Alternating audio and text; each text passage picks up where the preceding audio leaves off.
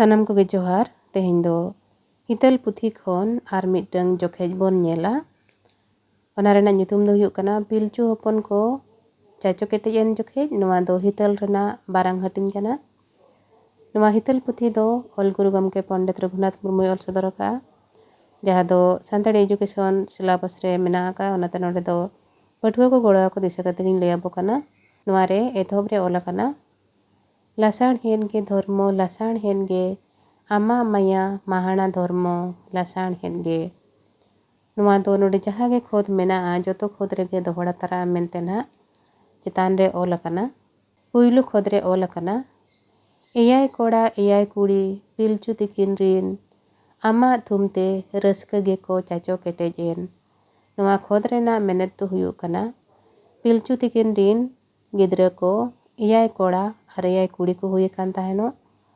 आदो उनको कोदो आमा थुमते मेनेत तो धर्मवा थुमते अडी रस्क गे को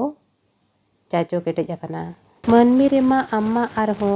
ओनकाम जुताकात बुगी जुदा लपई लगिद हड़म एमाकात धर्मो आजा काहे लेकाते मनमी ठेन दो आरहो ओनका जुतका बुगी जुदा से बुगी बड़ी लपई लगिद ते अड़ई एमका जीवन रे अड़ी लेकान बुगी बड़ी घटन हुयुआ ओना को लपई लगिद ते आरहों अड़ई एमका ओनागे नोडे गुरु गमके ऑल सदर का है पिलचू हपन कोहो ओनकान अड़ को साब केद रोड कोहो रस्क गे को चेमेद इदियेन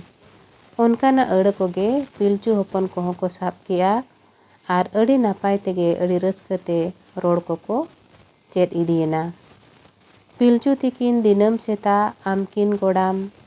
हपन कोहो आम रिया किन लई बड़ा आको जहाँ लेका पिलचू तिकिन जाहिर किन बनाव का आर ओना जाहिर रे दिनम हिलो दिनम सेता रकिन गोड़ जोहार या धर्मो आदो अकिन धर्मो किन गोड़ाय सावते अकिन रिन गिद्रा हो धर्मो इदी कते किन लई बड़ा आको गिया हपन कोमा आमा कथा बाको बाडाय लेट आयो बाबा किन आदो को कुली अड़ी किन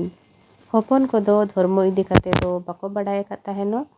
आदो तीन जोहो पिलचू तिकिन धर्मो इदी कते हपन किन लई अकोआ आर बांग दिनम सेता रे धर्मो गोड़ा नेलते गिद्रा को हो तायम दा आदो धर्मो इदी कते को कुली बड़ा जोंगा आयो बाबा तिकिन ठेन धर्मो दोय अकोय कान उनी ओकारे मेनाय होड़ते दोय चेद लेकान अबिन चेदा बिन गोड़ाय एनखान पिलचू हपन को तायम दो आयो बाबा तिकिन को कुली किना जे धर्मो दोय अकोय काना उनी दो ओकारे मेनाया आर उनी दो चेद लेका नेलोआ आर उनी दो अबिन चेदा बिन गोड़ाय काना मेनते पिलचू हपन को पिलचू तिकिन को कुली किना हपन को लूर लेका आदो पिलचू तिकिन हो चोट उदू आते आमा सामकिन लइयाको आदो पिलचू तिकिन हो हपन को बड़ा जोंग लेकाते हपन को बड़ा न्याम्मा ओना लेकाते आदो पिलचू तिकिन दो चोट सेर उदू कते धर्मवा सताम गिद्रा को किन लइयाकोआ धर्मो दो सेरमा रे मेनाय आज दो बाय नेलो सिंह बोंगा ताय आजा मार्शाल हनी नेले पे आदो पिलचू तिकिन दो धर्मवा रूपरंग मा बकिन लई दाड़िया ताहेनो आदो जहाँ खातिर सेरमा सेन कोयक काते किन लई अकोआ गिद्रा जे धर्मो दो सेरमा रे मेनाया उनी दो बाय नेलोआ आदो जहाँ सिंह बोंगा हा मार्शाल नेलोक कना धरती खन ओनागे उदुग काते गिद्रा को किन लई अकोआ जे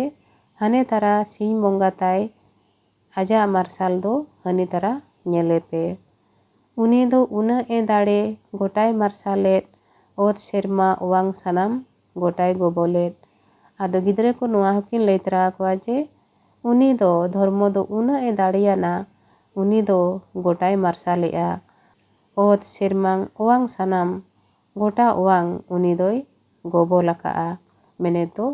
आजा शासन तेगे चलुग कना उनिया ओंग दाड़े तेगे आबो को आर को नोंका बो जीवी आकावान बाखाज हुनंग बांग आदो गिद्रा को नुआ हकिन लई अकोआ जे उनिया ᱚᱝ ᱫᱟᱲᱮ ᱛᱮᱜᱮ ᱥᱮ ᱩᱱᱤᱭᱟᱜ ᱛᱷᱩᱢ ᱛᱮᱜᱮ ᱟᱵᱚ ko se ar ko jaha ge jib janwa ko mena akat ko unku kohon nongka dobo jiwi akawana abo ten nongka jiwi do mena a unia ong dare judi bang tahe ko se unia thum judi bang tahe ko enkhan abo ko do hunang nongka do bang jiwi hormo abona bugi juda reho uni abo nyelet bon muhim kore khon ho uni aboy duet bon ado Pilchu tigin gidra ko kin lay ko kana je bugi juda re bugi re badi reho uni abo nyelet bona ar duk bipod kore khon ho uni abo letare du dohoyet bona du bancawet bona onate alin ho dinam uni ling godai ape ho joto ge uni godai do lekkan uni je धर्म oten una dare mena a uni khatir tege abo ko se ar ko ho nongka jiwi hormo akawat bona bangkhan do hunang bang ar abo tin joho bugi rebo tahen kana badi rebo tahen kana uni din sara abo nyelet bona muhim kore khon se duk bipod kore khon uni abo du bancawet bona ona khatir tege alin do din hilo lin godai kana ape sanam ko ho uni din hilo godai lakti kana mente Pilchu tikin gidra ko kin bujhawa ko kana hopon ko ho din din te lur hejat ko sin bonga mante ado ko godat me ado din din te hopon ko ho noa ko badai idi ki'a ar tayam do unku hopon ko do dharma do sin bonga mante ko goda dia ayo baba tikin nyelte arho unku do sakam te bende nyok hoko ehop en unkhon tayam do unku hopon ko do bai bai te ko hara idin khan do ayo baba jahan leka sakam tikin bendenya kan taheno ona kore khon ge nyel chet kate ako ho sakam te bende nyok ko etohop idi ki'a noa sahate rena jaha badai jong lekan se nawa aro ko ona huyuk kana sam do huyuk kana satam se bisoy